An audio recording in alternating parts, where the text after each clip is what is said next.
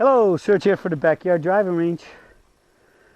We have a question that came into customer service today from Fred from Lancaster, Pennsylvania. And Fred said, Serge, I know you advocate swinging up the tree to the finish, recoil and relax. I noticed that many of the younger touring pros, Rory McIlroy, Luke Donald, Ricky Fowler, and others, hold their finish. What enables them to hold their finish rather than recoil, and does this matter? Well, first off, they hold their finish because they want to hold their finish. That's probably what they've been told.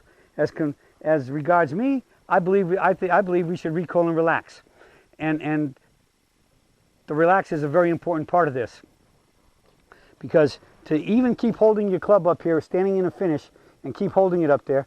And now today, most players finish with their club way over here because they've rotated through and they're finishing with their hands way outside their shoulders. That's got your whole back squished, and the muscles, the back is not in dynamic balance because all the muscles on this side of the back are contracted because your arms are hanging way over there and this side stretched, so you're out of balance. Whereas when we swing up to the tee finish, basically our entire body, front and back, are just about, since we're facing the target, we're right here over the shoulder, close to the ear, which I don't play with hats like this, or if I am playing with it, I take it off to hit the shots because these things can get popped off my head, and to not hit it, I start finishing wide, and that's no good. So why do I want to recoil and relax? Well, first off, when we hit the golf ball and we hit the ball and we go into the forward catcher's mitt, up the tree to right by the ear, right? The key is if you stay here, as I said, you have to hold it. You have to keep using energy and strength and work hard to maintain your balance holding the club up here. Even if you're doing it in the peak performance finish rather than the wide finishes over here, because now that's almost out of balance, so you work it even harder. But even with the good peak performance finish and good balance, you don't want to hang around up here and burn that extra energy, and that's just to save energy and reduce the stress and strain. But the other big reason, which I think might be even more important, is once I've struck the ball, I go into the forward catcher's mitt toe up the tree, I recoil and relax immediately. Because why? Because we're hitting the ball and we are rotating through the ball a little bit, the club wants to go that way. It's our job to make sure that when we go in the forward mitt, we go up the tree. So we gotta make sure both hands and arms are really working. And in my case, I use the lower hand to make sure that my right hand, my lower hand, is going to stop that club at that point and make it go up here. Because if I don't, it's going to want to stay on the same plane. Body's in motion, stay in motion, direction or foot in motion. So it's going to want to stay on that plane. So I believe the big thing with the recoil and relax is that once I get here, it's going to help pull me back to where I'm facing my target. So that, and when I recoil, if I've done everything well, that club should be pointing at the target or pretty darn close to it.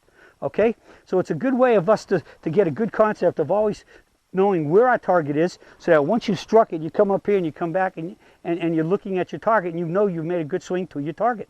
All right? And when you recoil and relax, it takes you from, in this position where the back is a little arched back there, right? And they're over here and it arches and all that other stuff, and it just does what? Straightens you back up, gets you more level, more relaxed, and as I said, you got that checkpoint of the club at the target. And I think that is critical, because as we know, when I put those alignment arrows down, I like to say, if you can swing the golf club, in fact, let me pull them out here. When you get into alignment, if you can swing the club between the arrows, keep your hands and club between the arrows. So I'm going to set this up.